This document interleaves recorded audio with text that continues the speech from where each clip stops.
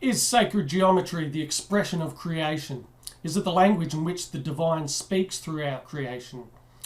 Does it unlock the keys to free energy, time travel, and anti-gravity? Come on, let's access the Akashic records and find out.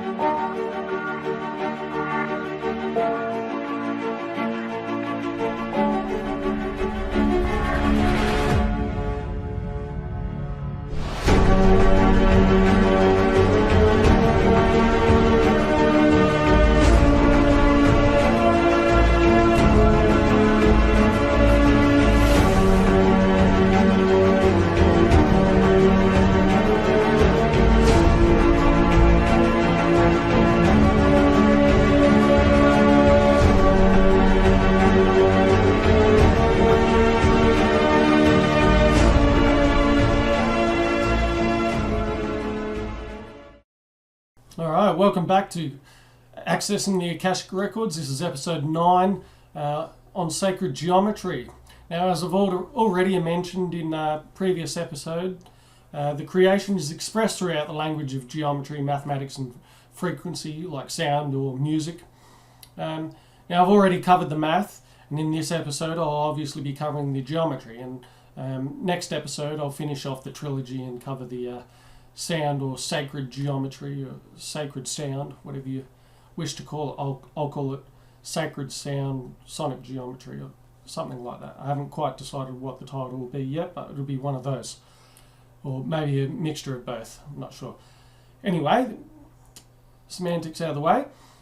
Now, this language is found throughout history in architecture, spiritual texts, oral teachings, all throughout the creation, even from cosmology to biology. Now, the credit of sacred geometry often goes to Plato. However, he says he learned it from Pythagoras, who credits Thoth for this knowledge. Now, as many of you may already know, that Thoth is known by many names, such as Hermes, Enoch, Saurid, Zoroaster, Metatron, and even Idris in the Quran. Essentially, it's the same entity that went around and gave knowledge to all the different cultures after the Great Flood to help them get back on track and develop spiritually. Now, those different cultures simply just had different interpretations of this entity's name, as the entity is advanced far beyond verbal language, so its vibrational entity or telepathic frequency, as you may call it, is no doubt hard to convey through the various languages of our tongue. Okay, so the sacred geometry of creation, also known as the geometry of Genesis, starts off with the infinite void. So it's just the void, it's infinite nothingness, it's potential. Infinity becomes aware and limits itself with the spherical boundary, which is known as the circumpunct. Thus, the sphere is a fundamental shape of all creation. I won't go too deep into the symbolism of each shape and part of the Genesis creation and so on. That'll just take way too long, because there's so much information about each part within sacred geometry, each shape. And that would just drag out. But if you'd like to, please do look into it more for yourself. Next is the Vesica Pisces, which is the first separation, but still maintains connection there, as you can see. Thus the duality, polarity, feminine, masculine, and so on. It also contains in the middle the Jesus fish, or the geometry of light, known as the trion ray, and I'll touch more on that later. Next is the tripod of life, or the Holy Trinity, or Celtic cross. You can see it there, the Celtic cross. It's often interweaved within a circle. As I said, I'm not going into all the symbology of it, You can do that yourself. Then the spheres continue to multiply and give us the seed of life. So there you can see more circles added around that first central circle, and it gives us the seed of life. That's the Genesis creation through the 7 days of creation. Obviously time wasn't a factor then, but anyway, it gives us a quantifiable way of measuring something for our logic in the physical. The seed of life, as you can see, when it rotates as a vortex, is the torus or toroidal field, as I spoke of in the electric universe episode, which you can see down here in this right hand corner. And you can see the Vesica Pisces is also that symbol of Christianity, the Jesus fish. I can't remember the other name for it at the moment. And it's also part of the DNA strand symbology.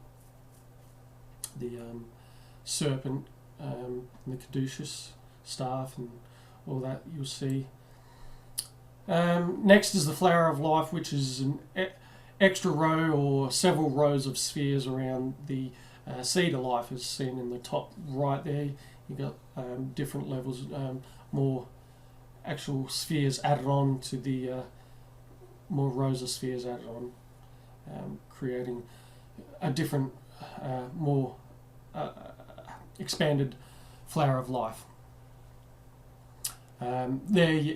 So that's the female, the spheres, and it also contains a grid reference of lines, which is the male or masculine aspect, straight lines. It also, as you can see, has the Kabbalistic tree of life. Now, that alone is a massive topic for another episode, so I won't go into the Kabbalistic tree of life, but it's a very interesting topic there, and I'll cover that in a later episode. Now, when simplified, the flower of life gives us the Platonic Solids, as you can see, the cube, which is one of the Platonic Solids there up on the left. But before we go into the Platonic Solids, we'll just quickly recap because there's something else I want to cover. So there you have it, the egg of life. So that's just simply broken down into spheres. Some of the spheres taken off, and you can see a line drawn from the middle of each sphere and also into the center, gives you the cube shape.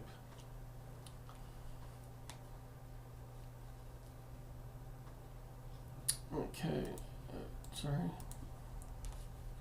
next, recap. So obviously this geometry explains the creation of everything from the micro to the macro, such as galaxies, to mitotic cell division, hence the as above so below, as within so without,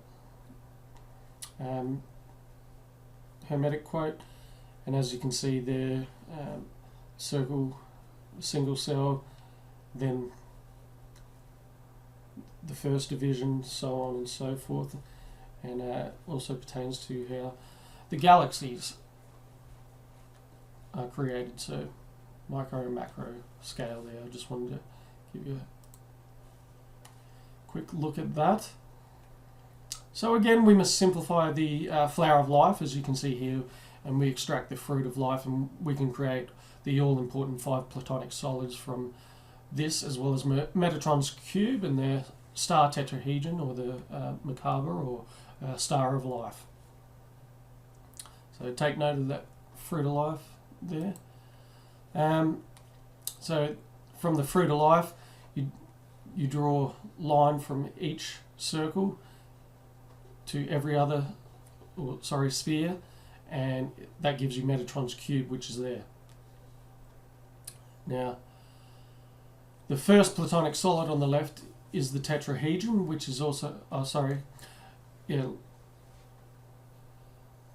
written here? So as the Platonic solids are constructed, the exact same equilateral shape a platonic solid is actually constructed with the exact same equilateral shape for each face. Hope that makes sense. Now this can only be done with 5 known geometric shapes, so that's the what makes up a platonic solid, what makes them platonic. So the first platonic solid on the left is the tetrahedron, which is known as a pyramid and is made up of 4 triangles.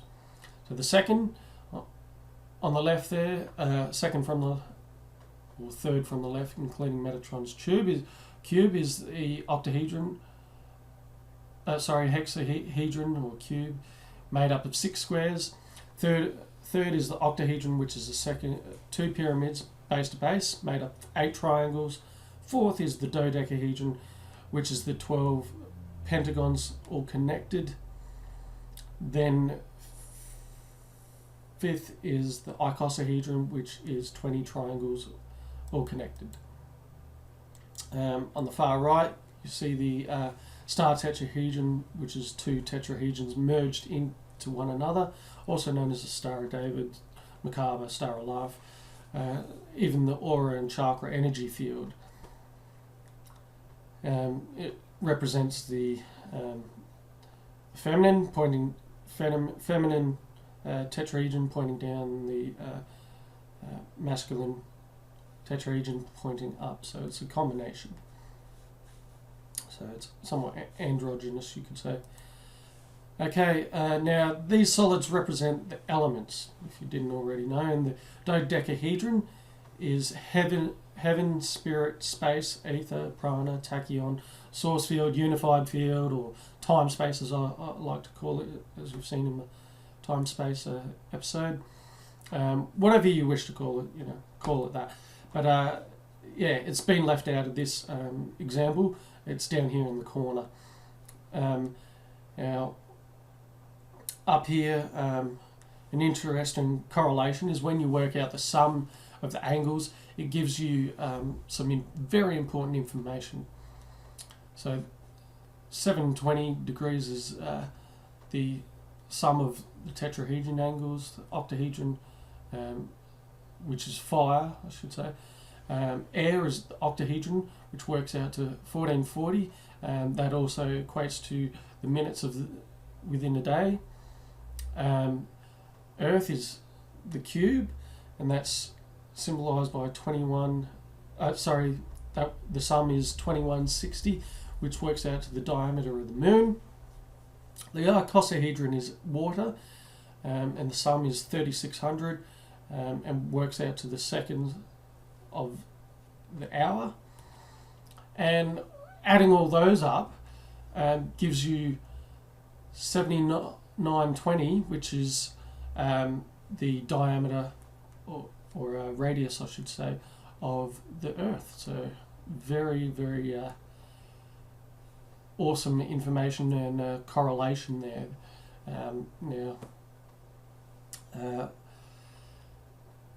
This could be all a coincidence if you're a scientist, and you would explain it away and say it's just a coincidence because it points too much to, intelligent design. Unfortunately, science is dogmatic like that and likes to leave things out. Try if it can't explain it away. But I'm not here to push anything on anyone and tell anyone to think anything. Have your own say, make up your own mind. I'm just putting together information for people to look at, take it or leave it. This is something that I'm passionate about, as I can see the science and mathematics all works out. Also interesting to note here is that it's taught that these sacred geometry shapes I just spoke of are actually the geometries of the chakras or energy centers of the human of the body, not just humans. So there you have the root is the circumpunct, or the sacral is the Holy Trinity or tripod of life. Solar plexus, you've got the seed of life. Heart is the flower of life. Throat is the fruit of life. Third eye is Metatron's cube, and the star tetrahedron is the star of life, the crown chakra. So very interesting that they taught it like that. And it'll make even more sense when I point out the geometry of light and how that fits into it too, the triune ray at the end. Okay, now for some advanced information. Buckminster Fuller, if you haven't already checked out his work in sacred geometry and mathematics, then please do so. Absolutely amazing scientist who studied and made great leaps in geometry and mathematics and came up with the isotropic vector matrix as the geometry for space-time and time-space. However, Nassim Haramein recently perfected that model to the 64 tetrahedron grid, which you can see here. Here you can see the 2D flower of life, which is the spherical representation in 2D form, which is time-space. You know, when you have the 3D physical manifestation of matter represented by the 64 tetrahedron grid there, which is space-time. So if you've watched the last 2 episodes, then this will all be connecting nicely for you.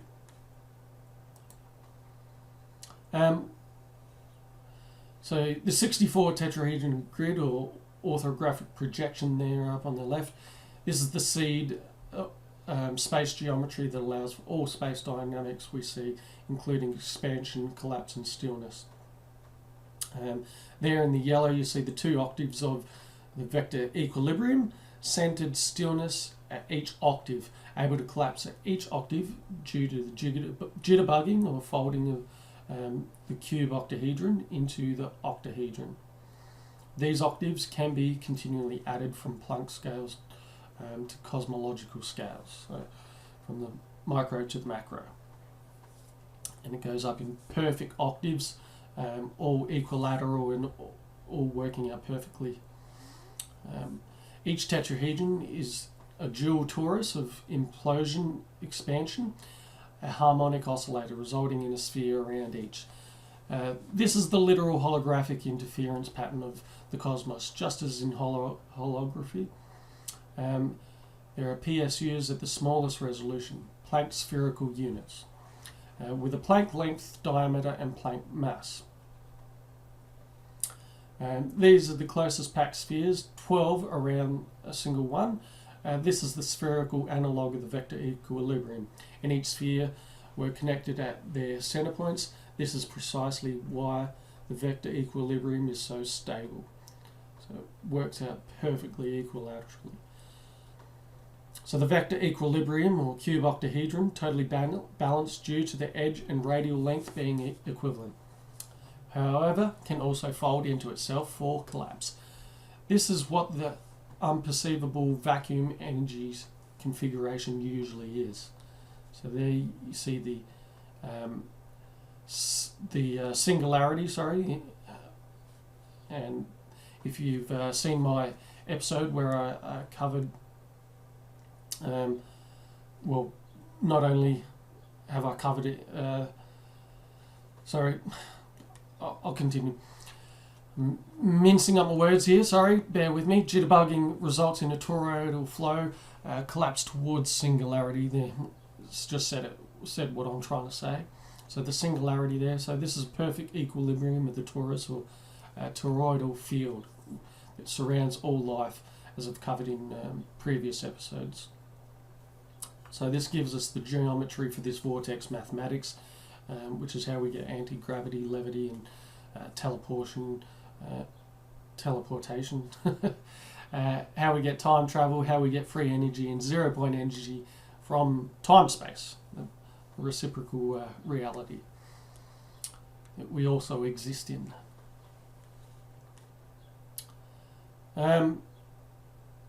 Now, as I've mentioned, the geometry of light is called the triune ray, which is, as you can see here, is the seed shape there. And it fits in with the flower of life or sacred geometry perfectly, as you can see. It gives us not only the geometry and math for light, but the harmonics and octaves of sound, which leads us into the next episode. I'll be covering that information So here on the right you can see the spectrum of light is broken up into harmonics and octaves. Going from the top down you have one whole. Next you got one half, second half. Then you got 1/3, 2/3, 3/3, 1/4, second quarter, third quarter, fourth quarter, so on. And they all these harmonics. These are not only harmonics of music, but all relate to the separation of rays of colour, the frequency of each colour in the spectrum, and it also relates to the colours of the chakra, which we've talked about previously. So very interesting correlations, don't you think? All right, I need to kind of wrap this up, but to give you a quick understanding of how huge this sacred geometry topic is and how geometry in itself, I could go into much more. So I'll just touch on a few more things to give you an overview. At the top you can see the geometries within the Earth. These are part of the ley lines or a geomagnetic grid. So this is not new information, obviously. It is just not fully understood, or perhaps to put it more accurately is it's just kept from the mainstream narrative. Again, not able to be explained away by physical science, hard empirical data type minds, logical minds. Anyway, along these lines we have things like the ring of fire, which is a circle of high volcanic activity. Also, at many of the intersecting points we have vortexes where reports of phenomena like gaining or losing time by pilots, ship captains and so on. Also, where we have ships and planes simply go missing altogether. Most likely heard of the Bermuda Triangle, where things like that happen. There's also many tales of people who intentionally and non-intentionally use these for time travel and teleportation and things like that. There's medieval tales of this happening. What are they called? Fairy circles and things like that. What else was there? There's vortex points where ancient tribes have used them, where they've been taught by sky peoples, so on and so forth. Now, this is not only exclusive to Earth. At the bottom you can see the hexagon of Saturn, just like you see in figure 5 there. Hexagon sitting there within Saturn. There's also high volcanic activity along these lines on other planets, along these ley lines and geometric shapes. So again, this leads us back to the Hermetic quote of as above so below, and as within so without. So it's happening not just here, not just within us, but out there. So, what does this all mean in the grand scheme of things? Not only does it show how we are all one and that there's intelligent design to the universe, but it's the real science we should be using to the advantage of all life on Earth, and how we enter into this golden age that other civilizations have done in the past, and how they've left clues for the following civilizations to find and decode them. We've reached a point in consciousness now. We're entered into this what's said to be this golden age again. It's all cyclical. It's in cycles. We go into dark ages and ebbs and flows of consciousness. Now we've hit that peak again with this golden age. Now, many of us are awakening and we're ready for this next step. So now we need to spread the word, open source this research, and take this suppressive mainstream control of government, education, science and math completely out of the equation, out of the picture. So please learn and spread this knowledge far and wide. Humanity is ready for the truth that we are one. Thank you for watching. Hit like, subscribe, share, leave some love, and just help out any way you can. Until next episode, which will be on sacred sound or sonic geometry. Love and light. Namaste.